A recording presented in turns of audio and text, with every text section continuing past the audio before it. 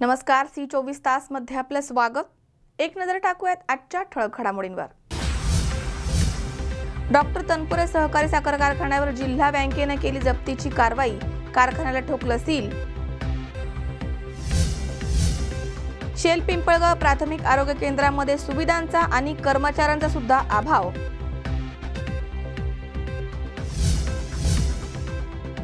यशवंत सहकारी साखर कारखान्याचे सर्वसाधारण सभा अभूतपूर्व गोंधळामध्ये संपन्न।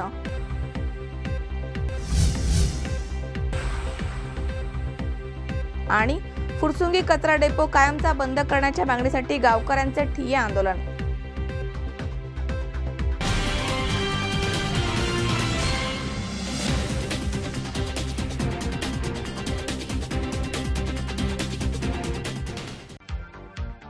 मोबाईलच्या सर्व गोष्टी एकाच छताखाली। मोबाईल विश्वातील भव्य परिपक्व अशी विश्वसनीय मोबाईल शॉपी म्हणजेच मंचर शिवाजी चौक येथील A to Z mobile zone. A to Z mobile झोनमध्ये सर्व नामांकित कंपनीचे मोबाईल म्हणजेच iPhone, Samsung, Oppo, Vivo, Motorola, Gionee, LG, Micromax, MI, Lenovo, Lava, Intex आणि इतर कंपन्यांचे सर्व मोबाईल्स लाईव्ह डेमो मोबाईलसह उपलब्ध आहेत। प्रत्येक स्मार्टफोनवर आमची खास offer, selfie stick, back cover, clip cover, glass card, OTG तसेच सर्व फोन फ्री अपडेट आणि अजून काही गिफ्ट्स। नामांकित कंपनींचे मोबाईल म्हणजेच तसेच सर्व मोबाईल कंपनीचे recharge, SIM card activation, cover, charger, power bank, headphone, speaker, Bluetooth इत्यादी सर्व ॲक्सेसरीज असंख्य व्हरायटीत उपलब्ध आहेत। आणि आमच्या प्रिय ग्राहकांच्या सोयीसाठी सर्व कंपनीचे मोबाईल सॉफ्टवेअर आणि दुरुस्तीसाठी मोबाईल रिपेअरिंग आणि मोबाईल केअर सेंटरचे स्वतंत्र युनिटची सोयही केलेली आहे। तर मग मोबाईल घ्यायला एकदा अवश्य भेट द्या। A to Z mobile zone, Shivaji Chowk, Manchar. संपर्क 021 33 22 33 28।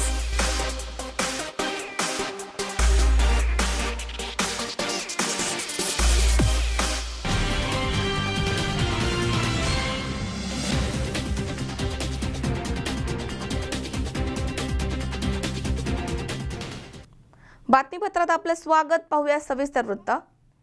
राहुरीच्या डॉक्टर तनपुरे साखर कारखान्यावरती जिल्हा बँकेनं थकीत 88 कोटी कर्जापोटी जप्तीची कारवाई करून सील ठोकलाय।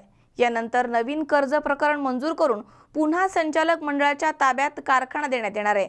त्यामुळे कारखाना पुन्हा सुरू होण्याच्या हालचालींना वेग प्राप्त होणार आहे। राहुरीची कामधेनू असलेला सहकारचा मुकुटमणी अखेर बहुचर्चित प्रकरणानंतर जिल्हा बँकेच्या थकीत 88 कोटी रुपयांच्या कर्जापायी आज रोजी जप्त करण्यात आलाय। जिल्हा बँकेनं कारखाना कार्यस्थळावर जप्तीची कारवाई करत डॉक्टर तनपुरे सहकारी साखर कारखान्याच्या मालमत्तेवरती शैक्षणिक संस्था वगळता कब्जा मिळवून संबंधित मालमत्ता ताब्यात घेतली आहे। जिल्हा बँकेनं कारखाना थकीत कर्जापोटी ताब्यात घेतल्याने यापूर्वी 3दा घोषित झालेली कारवाई पोलीस बंदोबस्ताअभावी आणि इतर तांत्रिक कारणामुळे टळली होती। मात्र आज रोजी कारवाईची प्रक्रिया पूर्ण झाली असून कारखाना पुनर्गठन कर्जाचा मार्ग मोकळा झालाय। थकीत कर्जाचे पुनर्गठन होऊन कारखान्याच्या संचालक मंडळाला पुन्हा नव्याने कर्ज देऊन कारखाना यंदाच्या गळीत हंगामामध्ये सुरू होण्यासाठी डॉक्टर सुजय विखे यांच्या शिष्टाईला यश आलंय। या कामी आमदार शिवाजी कर्डिले यांनीही कारखाना पुन्हा सुरू करण्यासाठी संचालक मंडळाला दिलेल्या कर्जाचे पुनर्गठन आणि यासाठी जिल्हा बँकेच्या संचालक मंडळासमोर प्रस्ताव ठेवून कारखाना सुरू करण्याचा दिलेला शब्द सत्यामध्ये उतरवण्याच्या हालचालींना वेग येणार असल्याचे चित्र जप्तीच्या कारवाईनं समोर आलंय। कारखाना जप्तीची औपचारिक बाब जिल्हा बँकेनं पूर्ण करत बँकेच्या ताब्यामध्ये तारण असलेल्या स्थावर मालमत्ता आणि मशिनरी यावरती कब्जा करून जिल्हा बँकेच्या ताब्यामध्ये आज रोजी कारखाना आलाय। या जप्तीच्या वेळी कारखान्याचे चेअरमन उदयसिंग पाटील आणि संचालक मंडळ तसेच तालुका दंडाधिकारी अनिल दौंडे, जिल्हा बँकेचे अधिकारी बाळासाहेब भोसले, कारखान्याचे कार्यकारी संचालक मरकड आदी उपस्थित होते। राहुरीच्या तनपुरे साखर कारखान्यावरती जिल्हा बँकेचं 88 कोटी रुपयांचं थकीत कर्ज आहे। या व्यतिरिक्त कारखाना कामगार आणि इतर संस्था यांचंही देणं बाकी आहे. थकीत कर्जापोटी कारखाना बंद होता. कारखान्यामध्ये सत्तांतर होत डॉक्टर सुजय विखेंच्या नेतृत्वाखाली परिवर्तन होऊन सत्ता ताब्यात आली. मात्र कारखाना चालू करण्याचे दिव्य डॉक्टर विखे आणि संचालक मंडळाच्या समोर उभं होतं. त्यामध्ये विखे यांच्या शिष्टाई आणि प्रयत्नानं थकीत कर्जाचे जिल्हा बँकेनं पुनर्गठन करून द्यावं याकरता जिल्हा बँकेच्या संचालक मंडळासमोर 2दा प्रस्ताव मांडण्यात आला होता. काही दिवसांपूर्वी जिल्हा बँकेच्या संचालक मंडळानं राहुरी कारखान्याच्या कर्जाचे पुनर्गठन करण्यास तत्वतः मंजुरी दिली आणि ठरल्याप्रमाणे जप्तीची औपचारिकता पूर्ण करत जप्तीची कारवाई करण्यात आली आहे. आज श्री बाबूराव बापूजी तनपुरे सहकारी साखर कारखाना सेक्युरिटायझेशन ॲक्टनुसार माननीय जिल्हाधिकाऱ्यांनी प्राधिकृत केल्यानुसार मी तहसीलदार राहुरी यांनी संबंधित जिल्हा बँक यांच्याकडे जो सिक्युअर करून ठेवलेला कारखाना होता तो जप्त करून बँकेच्या ताब्यात दिलेला आहे. या जप्तीच्या प्रक्रियेमध्ये कारखान्याची सर्व जी स्थावर अचल मालमत्ता आहे त्याच्यामध्ये जमिनी असतील, त्यांचे प्रशासकीय कार्यालय आहेत, मशिनरी, कारखान्याचा डिजिटल प्लॅन, पेपर मिल, वेगवेगळे बॉयलर, पेट्रोल पंप, तसेच त्यांचे रेस्ट हाऊस अशा प्रकारचे सर्व अचल संपत्ती आज रोजी माननीय जिल्हाधिकाऱ्यांच्या वतीने मी जप्त करून ती जिल्हा बँकेकडे सुपूर्द केलेली आहे. यानंतर कारखाना नवीन कर्ज मंजूर करून पुन्हा संचालक मंडळाच्या ताब्यात देण्यात येणार आहे आणि कर्जाचे हप्ते पाडून देत कारखाना सुरू होण्याच्या हालचालींना वेग प्राप्त होणार आहे. त्यामुळे यंदा कारखाना गळीत करणार अशा आशा सभासद आणि ऊस उत्पादक शेतकऱ्यांमध्ये पल्लवित झाल्यात. मनोज साळवे, सतीश फुलसौंदर, C24 तास, राहुरी. पुण्यातील नेहरू मेमोरियल हॉल येथे जयचंद रेड्डी यांच्या उपस्थितीमध्ये योग प्राण विद्या यांचा अनोखा संगम असलेला मेडिटेशन आणि हिलिंग शो संपन्न झालाय. यामध्ये उपस्थितांनी मनशांतीच्या अनुभवाची अनुभूती घेतली आहे. योग ही प्राणविद्या अतिशय जुनी आणि उपयोगी अशी शास्त्रीय आरोग्य पद्धती आहे. या सगळ्या पद्धतीचा शास्त्रीय अभ्यास जयचंद रेड्डी यांनी केला आहे. मेरा नाम NJ रेड्डी है. मैं योग प्राण विद्या का तरफ से यहाँ पे आया हूँ. यहाँ पे योग प्राण विद्या का एक ओरिएंटेशन प्रोग्राम है पूना में, नेहरू मेमोरियल हॉल में. इसके लिए हम आए हैं. तो यहाँ पे इसके बारे में हम इंट्रोडक्शन देंगे. योगा का मतलब यह है कि जोड़ना है. तो किस चीज़ को किस चीज़ से जोड़ना है. योगा का पूरा मतलब यही है कि हमारा जो जीवात्मा है आत्मा से जोड़ना है, आगे जाके आत्मा को परमात्मा से जोड़ना है. तो इसके कई लेवल्स हैं. योगा का मतलब सिर्फ आसन या प्राणायाम नहीं है, लेकिन आसन और प्राणायाम योगा का एक अंग है. इसमें ध्यान या और शुद्धिकरण, यम नियम, प्रत्याहार ये सब होता है. तो योगा प्राण विद्या का मतलब क्या है कि योगा टेक्निक से हम अपना उद्धार करेंगे, अपना प्राणमय कोश या शक्ति शरीर का उद्धार करेंगे. और इस प्राणमय कोश के द्वारा हमारा अन्नमय कोश या फिजिकल बॉडी या भौतिक शरीर है इसका उपचार हो सकता है, संभव है.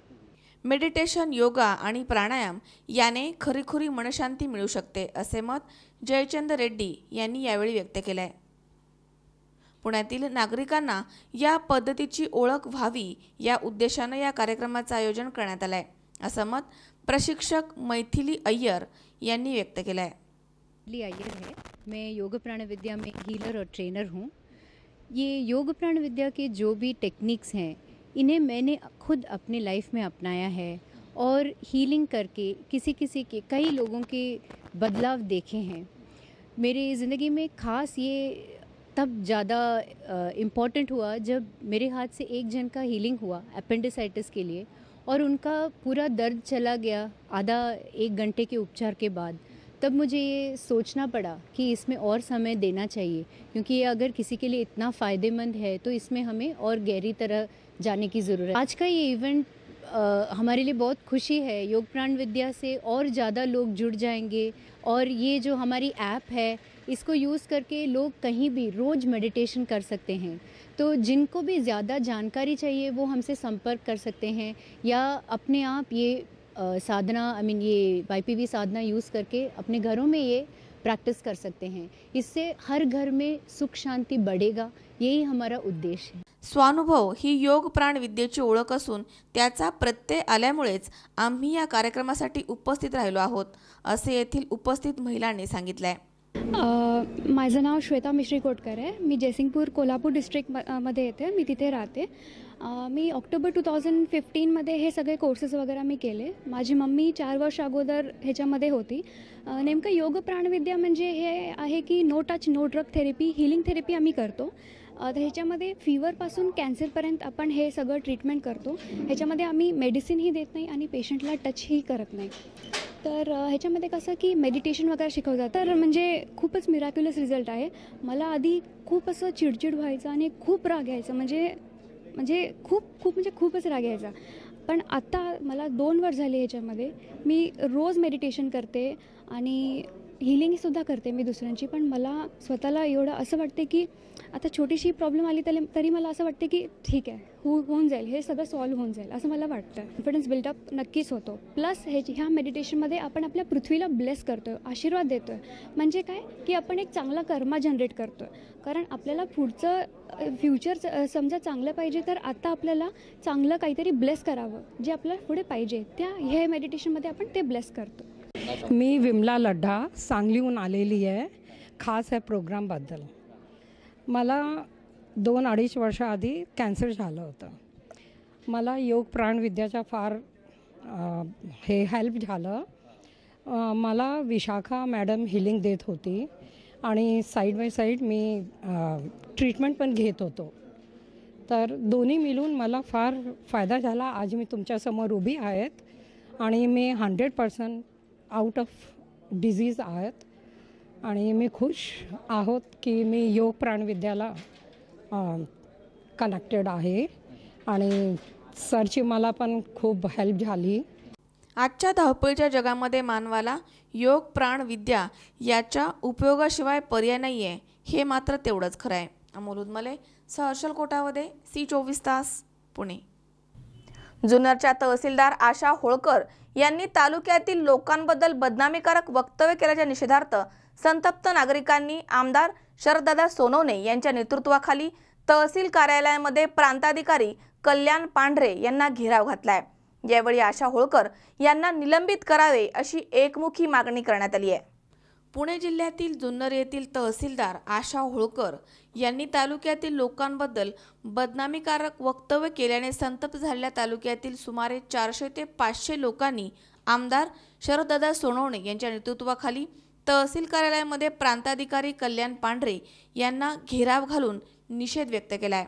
यावेळी तहसीलदार आशा होळकर यांना निलंबित करण्याच्या मागणीचं निवेदन प्रांताधिकाऱ्यांना देण्यात आलंय. दरम्यान सदर वादग्रस्त संभाषणाची बदनामकारक वक्तव्याची ऑडिओ क्लिप सोशल मीडियावरती व्हायरल झाली आहे.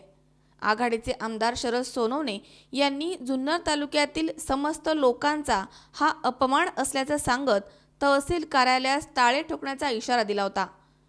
जनतेची तहसील विभागाकडून कशा प्रकारे मुस्कटदाबी होते, कामे कशी रेंगाळतायत या तक्रारी प्रांताधिकारी कल्याण पांढरे यांनी समजावून घेतल्यात. यावेळी नागरिकांनी मुरुम उत्खनन, माती उपसा आणि वाळू वाहतुकीच्या विरुद्ध तक्रारी मांडल्यात. प्रांताधिकारी पांढरे यांनी तहसीलदार होळकर यांची चौकशी करून कारवाई करण्याचं आश्वासन दिलंय. आयुब शेख, C24 तास, जुन्नर. या ठिकाणी वेळ झाली छोट्याशा विश्रांतीची. अवघ्या काही क्षणात परत येतोय. तुम्ही पाहत राहा C24 तास, सगळा वर्तमानात बिनधास्त.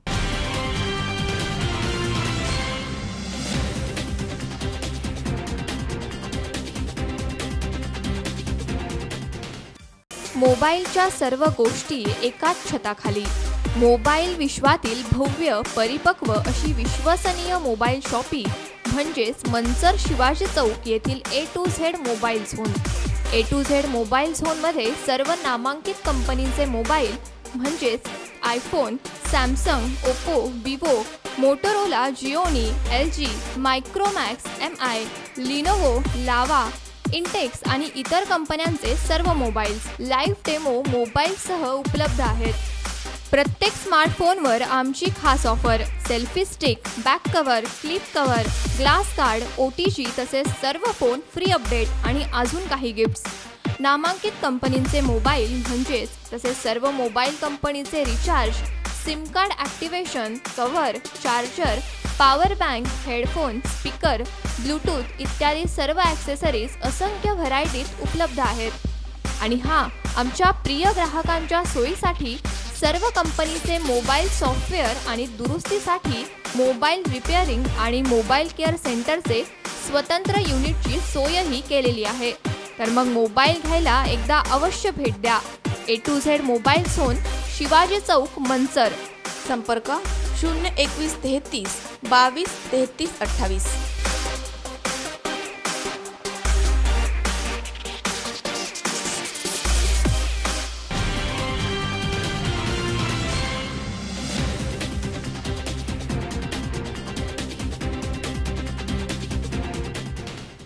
विश्रांतीनंतर बातमीपत्रात पुन्हा एकदा आपलं स्वागत. पाहूयात पुढची बातमी. खेड तालुक्यातील शेळ पिंपळगाव येथील प्राथमिक आरोग्य केंद्रांमध्ये अनेक सुविधांचा तसेच कर्मचाऱ्यांचा देखील अभाव आहे. त्यामुळे रुग्णांना छोट्या तपासणीसाठी देखील खासगी रुग्णालयाची भरपाई करावी लागते. प्राथमिक आरोग्य केंद्राची दुर्दशा झाली आहे. आमच्या प्रतिनिधींनी घेतलेला हा विशेष वृत्तांत पाहूयात. नगर चाकण महामार्गावरती मध्यवर्ती ठिकाणी म्हणजे शेल पिंपळगाव या गावालगत एकूण 9 उपकेंद्र असून त्यामध्ये 19 गावे आहेत.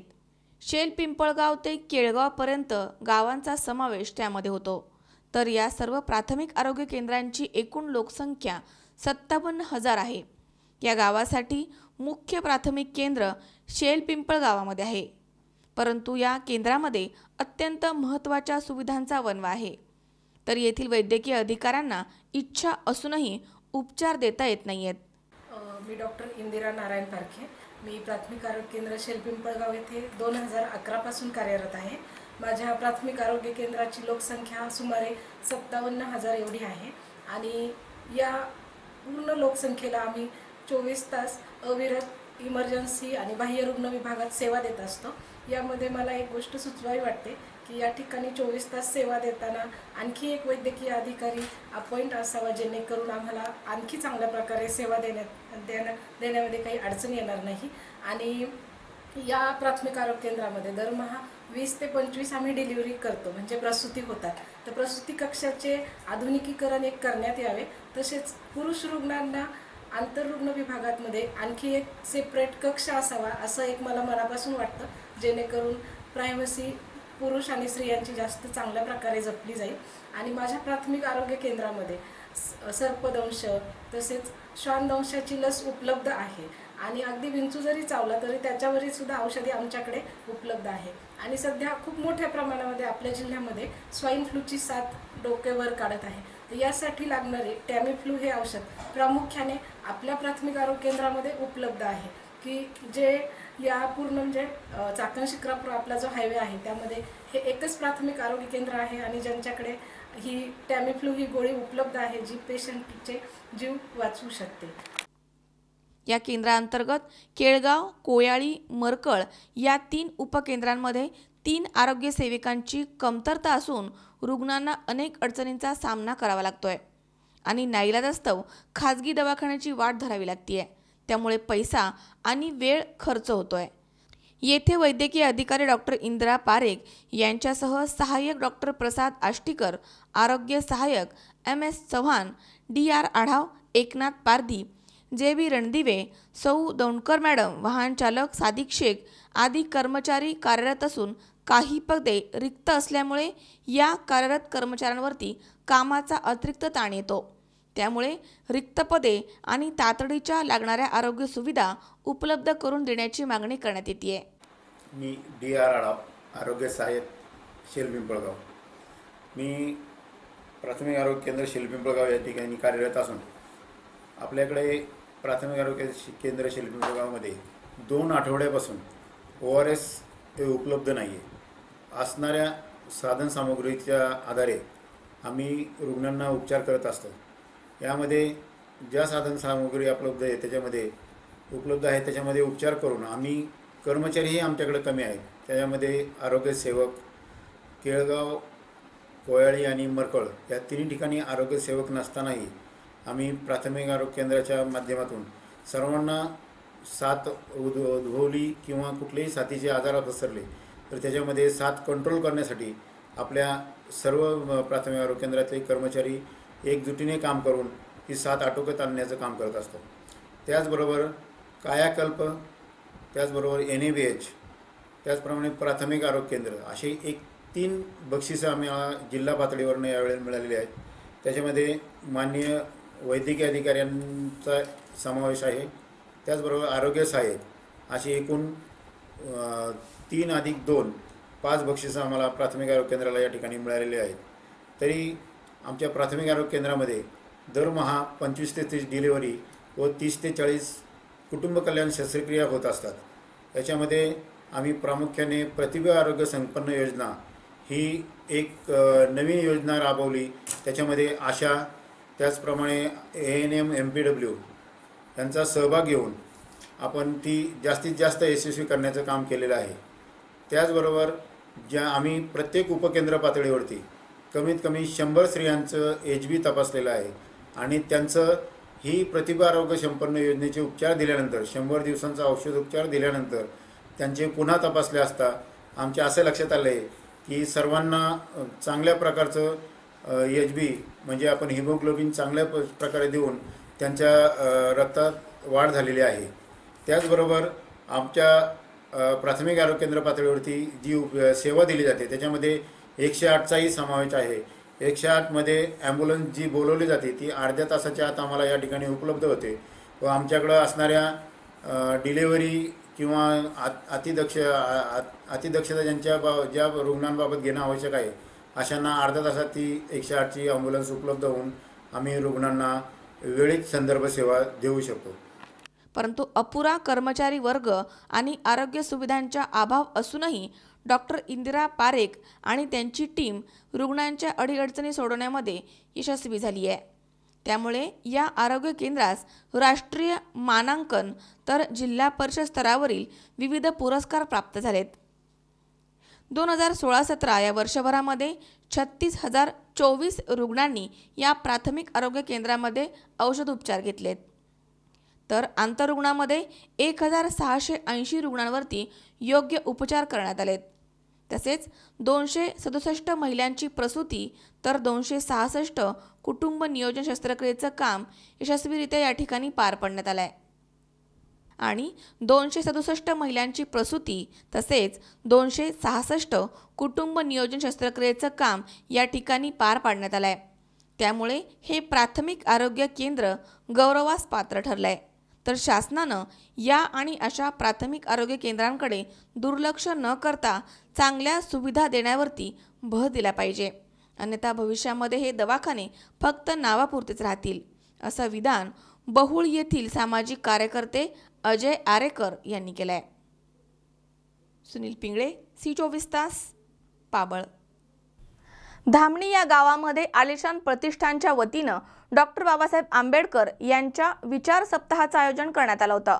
डॉक्टर बाबासाहेब आंबेडकर यांचे समता आणि बंधुता हे विचार जनमानसामध्ये रुजवावेत हीच त्यांना खरी आदरांजली असेल, असे प्रतिपादन आंबेगाव पंचायत समिती सदस्य रवींद्र करंजखेले यांनी केलं आहे. आंबेगाव तालुक्यातील प्रतिहिवरे बाजार आणि जलयुक्त शिवार योजनेचे शिल्पकार गाव म्हणून ओळख असणाऱ्या धामणी या गावामध्ये आलिशान प्रतिष्ठानच्या वतीनं डॉक्टर बाबासाहेब आंबेडकर विचार सप्ताहाचं आयोजन करण्यात आलं होतं. या कार्यक्रमाचा सांगता समारंभ साजरा झालाय.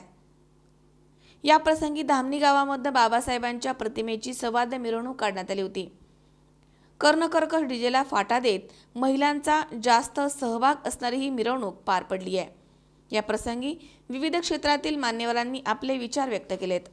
या कार्यक्रमामध्ये कृषी क्षेत्रामध्ये उल्लेखनीय कामगिरी केलेल्या अनिल वाघ यांना कृषीरत्न पुरस्काराने सन्मानित करण्यात आलाय. आदर्श सरपंच अंकुश भूमकर, आनंदा जाधव, धामणी गावच्या सरपंच शैला विधाटे, माजी जिल्हा परिषद सदस्य रमेश हिंगे आदी मान्यवर यावेळी उपस्थित होते. याप्रसंगी आलिशान प्रतिष्ठानच्या वतीनं उपस्थितांना भोजनाची व्यवस्था करण्यात आली होती. की आम्ही विचार करून काय खरं, काय खोटं, काय योग्य, काय अयोग्य हे ठरवू आणि तेच आचरणात आणू. केवळ आमच्या धर्माने सांगितलेलं आहे, केवळ आमच्या परंपरेने सांगितलेलं आहे किंवा केवळ आमच्या 100 पिढ्या सांगत आलेल्या आहेत म्हणजे ते योग्य, हा विज्ञानवाद नव्हे. संतोष पाचपुते, C24 तास, पारगाव. सांगलीमध्ये एकीकडे महाराष्ट्र एसटी कामगार संघटनेचे 53वे राज्यव्यापी अधिवेशन सुरू असताना दुसरीकडे मात्र एसटी कर्मचारी दारू आणि बिअरच्या पार्ट्या करत दारूच्या नशेमध्ये झिंगाट होऊन डान्स करताना दिसून आलेत. सांगलीमध्ये महाराष्ट्र एसटी कामगार संघटनेचे 53वे राज्यव्यापी अधिवेशन सुरू आहे. या कार्यक्रमास कृषी मंत्री सदाभाऊ खोत आणि महसूल मंत्री चंद्रकांत पाटील हे उपस्थित होते. यावेळी हजारोच्या संख्येमध्ये हे राज्यव्यापी अधिवेशन सुरू असताना स्टेजच्या बाजूला एसटी कर्मचाऱ्यांच्या दारू आणि बिअरच्या पार्ट्या सुरू होत्या. काही ठिकाणी बसमध्ये बसून हे कर्मचारी पत्त्यांची पाने खेळताना दिसून आलेत, तर काही एसटी कर्मचारी दारूच्या नशेमध्ये झिंग होऊन नाचताना दिसून आलेत.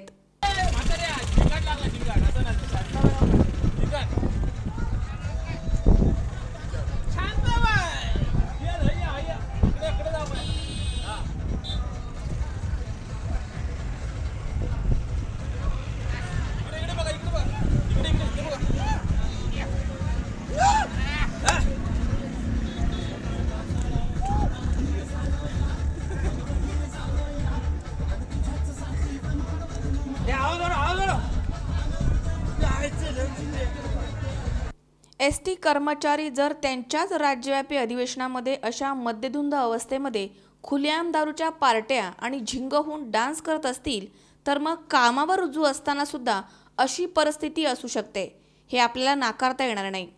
त्यामुळे नागरिकांच्या जीवितास धोका निर्माण होऊ शकतो. मग याला जबाबदार कोण? त्यामुळे अशा खुलेआम दारूच्या पार्ट्या करणाऱ्या बेजबाबदार लोकांवरती तात्काळ कारवाई करण्याची आता गरज आहे. गणेश चव्हाण, C24 तास, सांगली. आंबेगाव तालुक्यातील गावरवाडी येथील उल्हास गावडे या तरुणाचा कॅन्सर या आजारामुळे दुर्दैवी मृत्यू झालाय. त्यामुळे त्यांच्या कुटुंबावर आर्थिक संकट कोसळले. या गरीब कुटुंबाला तातडीने आर्थिक मदत करावी असे आवाहन करण्यात आले. आंबेगाव तालुक्यातील गावरवाडी गावातील सामाजिक कार्यकर्ते उल्हास गावडे यांचे दुर्धर अशा कॅन्सरच्या आजाराने मंगळवारी निधन झाले. त्यामुळे त्यांच्या कुटुंबावर दुःखाचा डोंगर कोसळलाय. गावडे हे कुटुंबातील कर्ता पुरुष असल्यामुळे त्यांच्या कुटुंबावरती आर्थिक संकट ओढावलंय. त्यांच्या घरची परिस्थिती अत्यंत हालाकीची आहे. श्री गावडे हे ड्रायव्हिंगचं काम करून आपल्या कुटुंबाचा उदरनिर्वाह करत होते. गावडे यांच्या आजारावरती आतापर्यंत खूप मोठा खर्च झालाय. त्यामुळे त्यांचे कुटुंब आर्थिक अडचणीमध्ये सापडलंय. या समस्येमधनं मार्ग काढण्यासाठी गावरवाडीचे ग्रामस्थ आणि धर्मराय प्रतिष्ठानने एकत्र येऊन पीडित गावडे कुटुंबियाला मदत करा अशी आर्त हाक दिली आहे. घोडगाव येथील डॉक्टर हरीश खामकर यांनी या कुटुंबातील सर्व सदस्यांच्या आरोग्याची जबाबदारी घेतली आहे. सामाजिक क्षेत्रामध्ये नेहमीच सहभाग असणाऱ्या गावडे कुटुंबासाठी गोरगरिबांचे कैवारी म्हणून समाजामध्ये वावरणाऱ्या सर्वच पक्षातील लोकप्रतिनिधींचीही परीक्षेची वेळ आहे. या कुटुंबाच्या मदतीसाठी कोण कोण धावून येते याकडे गावरवाडी ग्रामस्थांचं लक्ष लागलंय. समाजाच्या सर्व स्तरातील घटकांनी या कुटुंबास मदतीचा हात द्यावा असं आवाहन करण्यात आलंय. आमच्या गावातील एक तरुण व्यक्ती श्री उल्हास गंगाराम गावडे यांचं 18/4/2017 रोजी कॅन्सर या दुर्धर आजाराने निधन झालेलं आहे. तरी त्यांच्या कुटुंबांना किंवा त्यांच्या पाठी. मोहसिन काठेवाडी, C24 तास, घोडेगाव. या ठिकाणी पुन्हा एकदा वेळ झाली छोट्याशा विश्रांतीची. अवघ्या काही क्षणात परत येतोय. तुम्ही पाहत राहा C24 तास, जगा वर्तमाना बिनधास्त.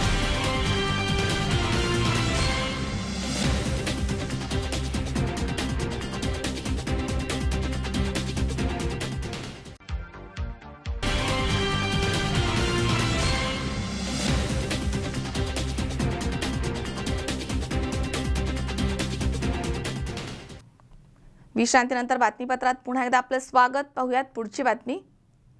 पुणे जिल्ह्यातील हवेली तालुक्यातील थेऊर येथील यशवंत सहकारी साखर कारखान्याची सर्वसाधारण सभा ही अभूतपूर्व गोंधळामध्ये संपन्न झाली आहे. यावेळी कारखाना हा दीर्घ मुदतीच्या करारानं भागीदारी किंवा सहयोगी तत्वावरती सहकार अथवा खाजगी संस्थेस चालवण्यास देण्यासंदर्भात ठराव सभासदांनी मंजूर केला आहे. यशवंत सहकारी साखर कारखान्याची सर्वसाधारण सभा अभूतपूर्व गोंधळामध्ये संपन्न झाली आहे. पुणे जिल्ह्यातील हवेली तालुक्यातील थेऊर येथील यशवंत सहकारी साखर कारखाना हा 6 वर्षांपासून बंद असून यशवंत सहकारी साखर कारखाना सुरू करण्यासंदर्भात प्रशासकीय संचालक मंडळ, अधिकारी तसेच शेतकरी सभासदांची शुक्रवारी सर्वसाधारण सभा ही अभूतपूर्व गोंधळामध्ये पार पडली आहे. यामध्ये कारखाना दीर्घ मुदतीच्या करारानं भागीदारी किंवा सहयोगी तत्वावरती सहकारी अथवा खाजगी संस्थेस चालवण्यासाठी देण्याबाबत ठराव सभासदांनी बहुमतानं मंजूर केला आहे. एकेकाळी महाराष्ट्रामध्ये आघाडीवर असलेला यशवंत कारखाना हा हवेली तालुक्याचा मानबिंदू होता.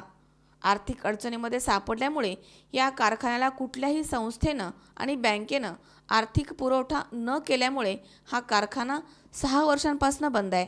सप्टेंबर 2012 मध्ये विशेष सर्वसाधारण सभेमध्ये कारखान्याची थोडीफार जमीन विक्रीचा ठराव सर्वानुमते पास करण्यात आला होता. मात्र आजपर्यंत कोणीही जमीन खरेदी करू शकलं नाहीये. विधानसभा निवडणुकीमध्ये भाजपनं कारखाना सुरू करू असं आश्वासन दिलं होतं. त्याप्रमाणे त्यांनी प्रशासकीय संचालक मंडळाची स्थापना केली. नवीन प्रशासकीय मंडळानं कारखान्यावरती सर्वसाधारण सभेचं आयोजन प्रशासकीय मंडळाचे अध्यक्ष PR घोडके यांच्या अध्यक्षतेखाली केलं होतं. यशवंत सहकारी साखर कारखान्यावरती 163 कोटी रुपयांचं कर्ज आहे. कारखाना चालू करण्याविषयी कामगार अतिशय हालाकीचं जीवन जगत असल्याचं सांगण्यात आलंय. कारखाना कसल्याही परिस्थितीमध्ये सुरू झाला पाहिजे असं मत सभेसाठी आलेल्या बहुसंख्य सभासदांनी व्यक्त केलंय. या सभेसाठी प्रशासकीय संचालकांनी कारखान्याकडे निधी नसताना त्यांनी स्वतः खर्च केल्याचं सांगितलंय. या सभेला सभासद, कामगार वर्ग आणि परिसरातील प्रतिष्ठित व्यक्ती उपस्थित होते. हा कारखाना सुरू होण्यासाठी ही बैठक अतिशय महत्त्वाची होती. कारखान्याच्या प्रश्नांवरती कायमचा तोडगा काढावा अशी भूमिका यावेळी शेतकऱ्यांनी घेतली.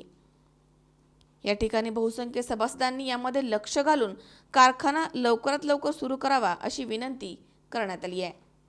आज दिनांक 21/4/2017 रोजी कारखाना साईटवर सभासदांची विशेष सर्वसाधारण सभा आयोजित करण्यात आलेली होती. सदर सभेसाठी सभासदांना प्रवेश पास देण्यात आलेले होते. प्रवेश पास पाहूनच सभेमध्ये सभासदांना प्रवेश दिला जात होता. सदर सभेसाठी पोलिसांनी चोख बंदोबस्त ठेवला होता.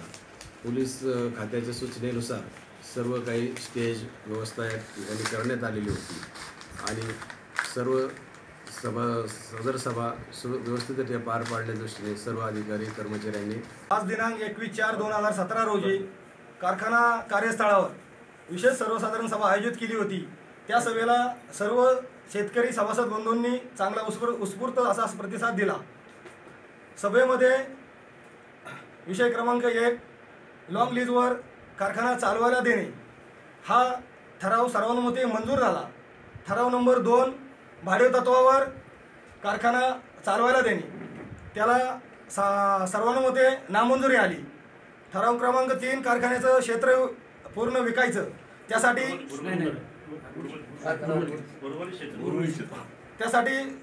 त्या सर्व सभासदांचा विरोध झाला आणि आम्ही यशवंत सहकारी साखर कारखान्याचे गेली 40 वर्ष काम करणारे कामगार, परंतु रिटायर झाल्यानंतर या कामगाराचं कोणत्याही प्रकारची देणी कारखान्याने दिलेली नाही आणि हे सर्व करीत असताना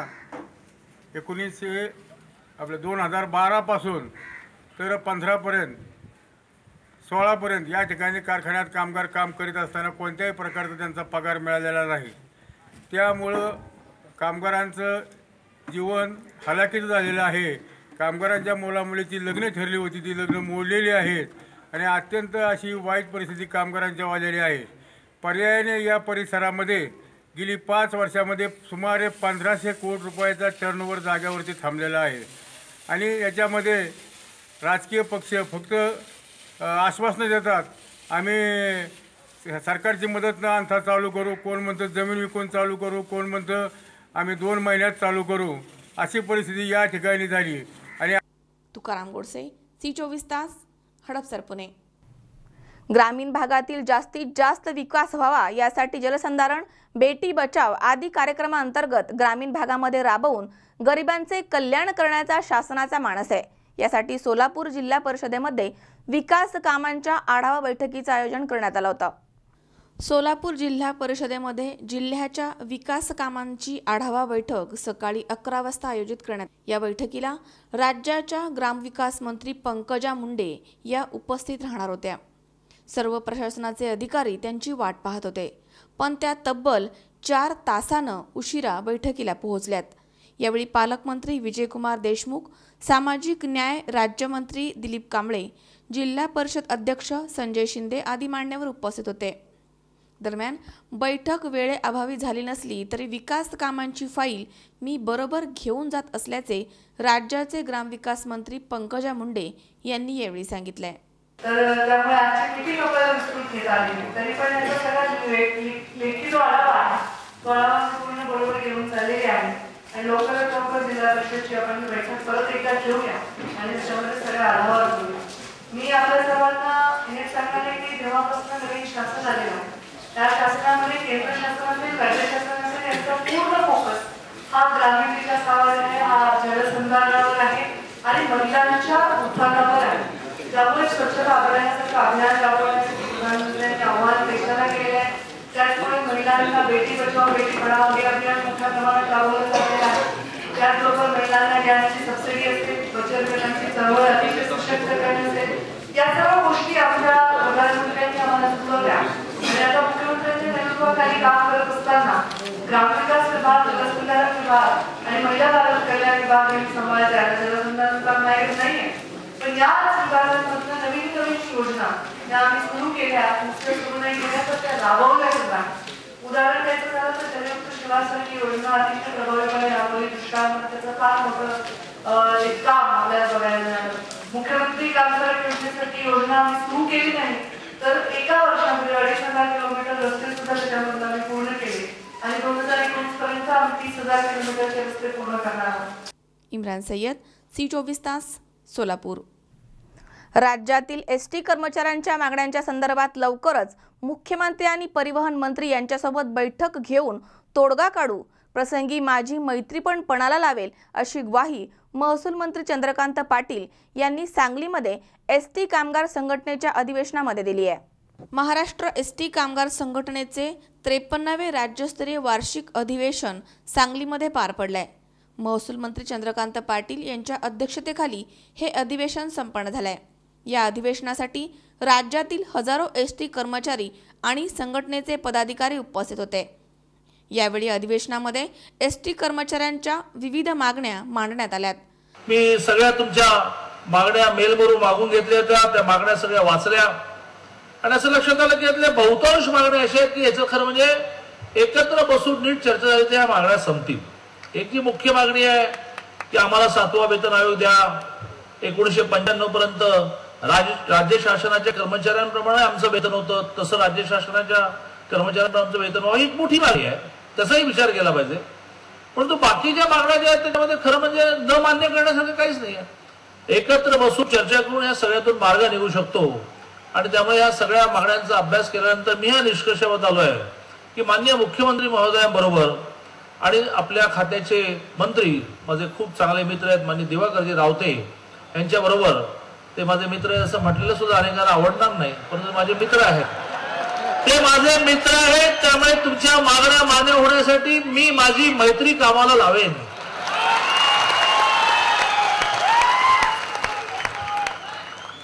असं आहे की मी खूप साधा परंतु हुशार राजकारणी आहे आणि त्यामुळे एखादा प्रश्न कसा सोडवायचा हे मला नीट माहिती आहे.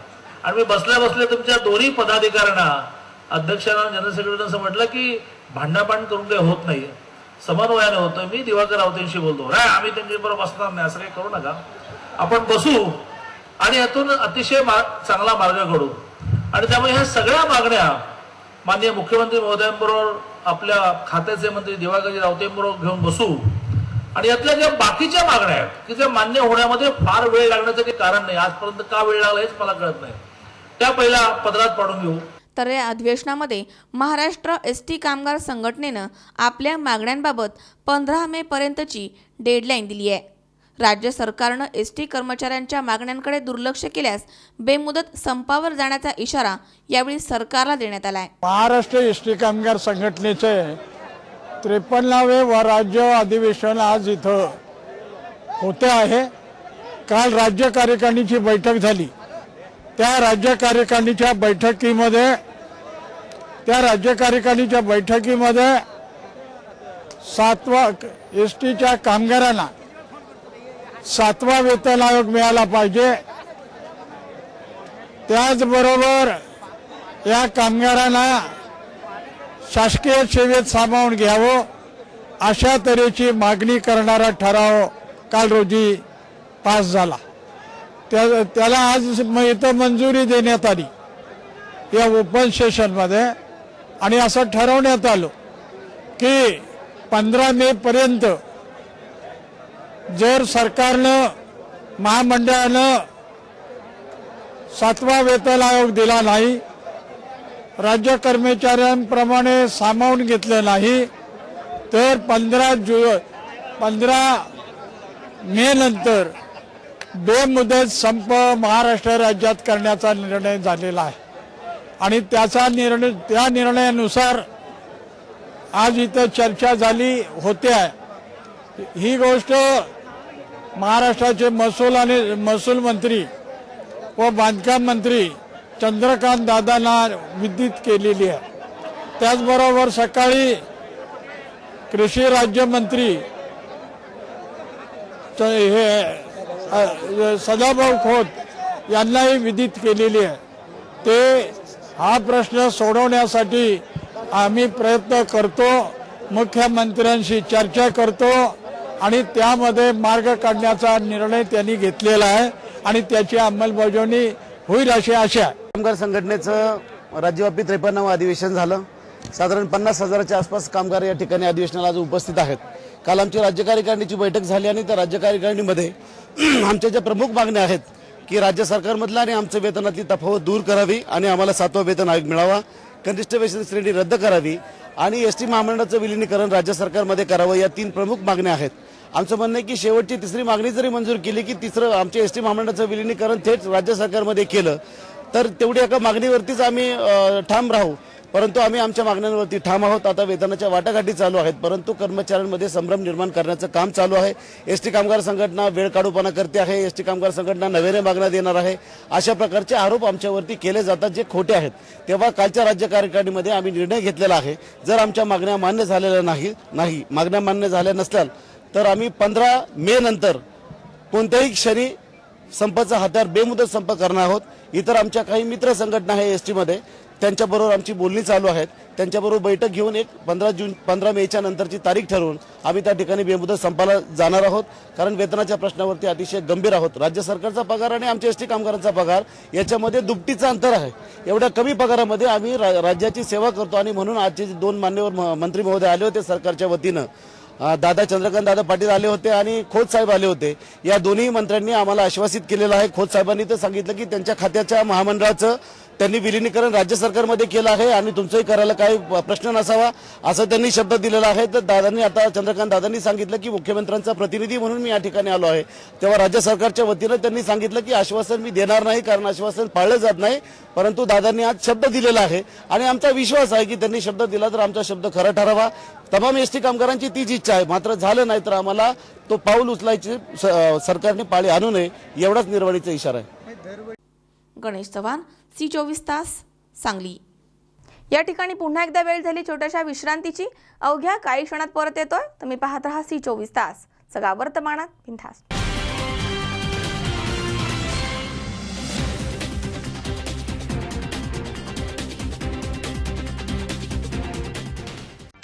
मोबाईलच्या सर्व गोष्टी एकाच छताखाली। मोबाईल विश्वातील भव्य परिपक्व अशी विश्वसनीय मोबाईल शॉपी म्हणजेच मंचर शिवाजी चौक येथील A to Z mobile zone. A to Z mobile झोनमध्ये सर्व नामांकित कंपनीचे मोबाईल म्हणजेच iPhone, Samsung, Oppo, Vivo, Motorola, Gionee, LG, Micromax, MI, Lenovo, Lava, Intex आणि इतर कंपन्यांचे सर्व मोबाईल्स लाईव्ह डेमो मोबाईलसह उपलब्ध आहेत. प्रत्येक स्मार्टफोनवर आमची खास offer, selfie stick, back cover, clip cover, glass card, OTG तसेच सर्व फोन फ्री अपडेट आणि अजून काही गिफ्ट्स. नामांकित कंपनींचे मोबाईल म्हणजेच तसेच सर्व मोबाईल कंपनीचे recharge, SIM card activation, cover, charger, power bank, headphone, speaker, Bluetooth इत्यादी सर्व ॲक्सेसरीज असंख्य व्हरायटीत उपलब्ध आहेत. आणि हां, आमच्या प्रिय ग्राहकांच्या सोयीसाठी सर्व कंपनीचे मोबाईल सॉफ्टवेअर आणि दुरुस्तीसाठी मोबाईल रिपेअरिंग आणि मोबाईल केअर सेंटरचे स्वतंत्र युनिटची सोयही केलेली आहे. तर मग मोबाईल घ्यायला एकदा अवश्य भेट द्या. A to Z mobile zone, Shivaji Chowk, Manchar. संपर्क 021 33 22 33 28.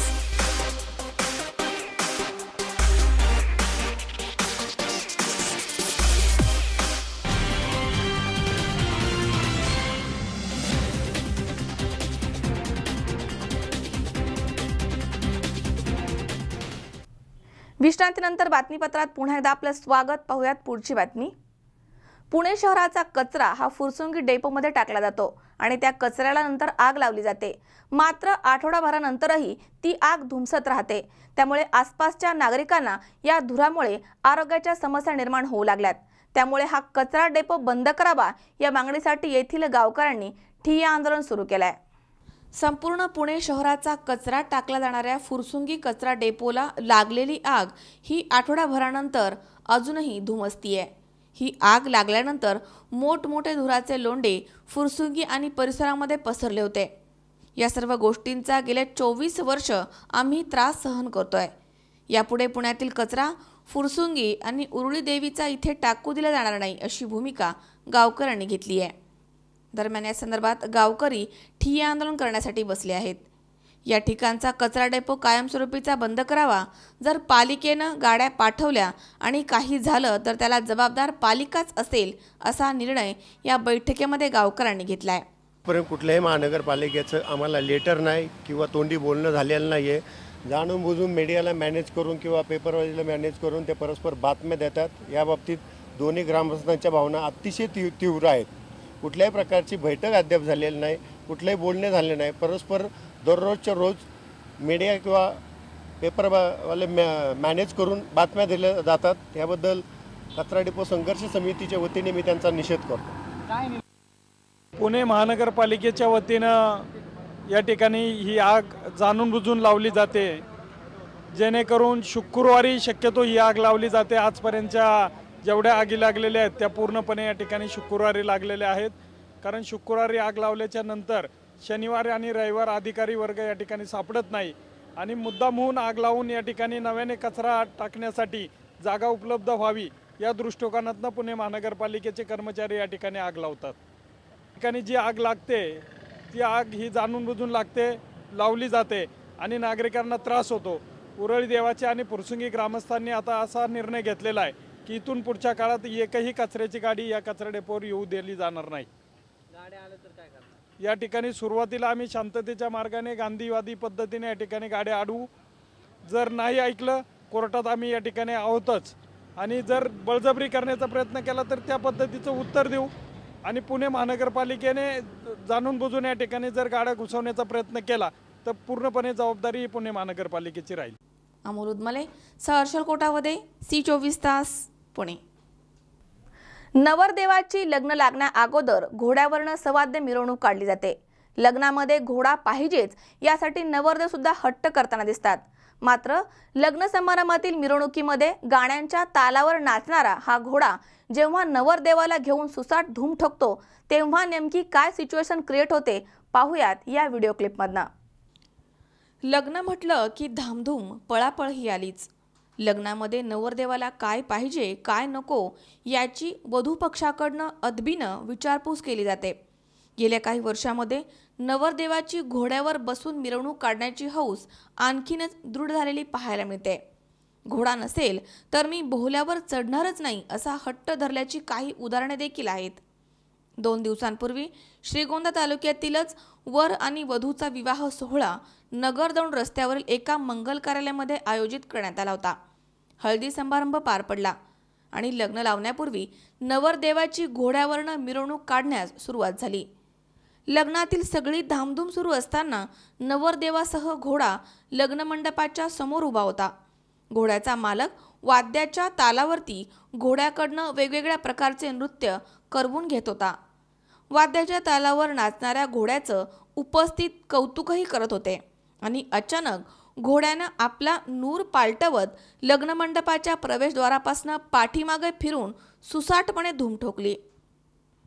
लग्न प्रवेशद्वारापासून घोड्यानं नवरदेवासह अचानक धूम ठोकल्यामुळे घोड्यावरती स्वार झालेला नवरदेव सुरुवातीला चांगलाच गांगरून गेला होता. मात्र काही अंतर पुढे गेल्यानंतर नवरदेवानं प्रसंगावधान राखत घोड्याचा लगाम खेचत त्याला रोखण्याचा प्रयत्न केला. त्यावेळी समोरून लग्नासाठी आलेली लोक पाहून घोड्यानेही पवित्रा बदलत जागेवर उभा राहणं पसंत केलं. त्यानंतर नवरदेवाला पाहण्यासाठी आलेल्या पाहुण्यांनी नवरदेवाला 4 चाकी गाडीमध्ये बसवून मारुतीरायांच्या दर्शनासाठी नेलं. नवरदेवाच्या मिरवणुकीमध्ये घोड्यानं धूम ठोकल्याची वार्ता लग्न मंडपामध्ये वाऱ्यासारखी पसरली. दोन्हीकडच्या मंडळींना काही वेळ काय करावं ते सुचत नव्हतं. मंडपामध्ये जमलेल्या नातेवाईकांनी एकच गलका केला. मात्र नवरदेव सुखरूप असल्याचं समजताच सगळ्यांचाच जीव भांड्यात पडलाय. घोड्यानं थोडा वेळासाठी का होईना पण नवरदेव आणि नातेवाईकांची चांगलीच पंचायत केली होती आणि या दरम्यान पुढचा धोका ओळखून लग्न लागण्या अगोदरच घोडा आणि घोडा मालकानं विवाहस्थळापासून रफूचक्कर होणं पसंत केलंय. या मिरवणुकीची आणि घोड्याने धूम ठोकल्याची क्लिप सध्या सोशल मीडियावरती चांगलीच व्हायरल झाली आहे. या व्हिडिओ क्लिपमध्ये घोड्यानं नवरदेवाला घेऊन धूम ठोकल्याचं दिसतंय. त्यामुळे नवरदेव आणि घोड्याचं पुढे काय झालं अशी विचारणा जो तो करतोय. सुहास कुलकर्णी, C24 तास, श्रीगोंदा. पुन्हा एकदा पाहूयात काही ठळक घडामोडी. डॉक्टर तनपुरे सहकारी साखर कारखान्यावर जिल्हा बँकेने केली जप्तीची कारवाई, कारखान्याला ठोकलं सील. शेल पिंपळगाव प्राथमिक आरोग्य केंद्रामध्ये सुविधांचा आणि कर्मचाऱ्यांचा सुद्धा अभाव.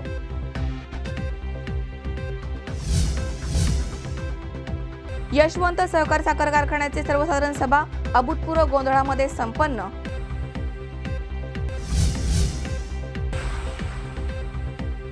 आणि फुरसुंगी कचरा डेपो कायमचा बंद करण्याच्या मागणीसाठी गावकऱ्यांचे ठिय्या आंदोलन.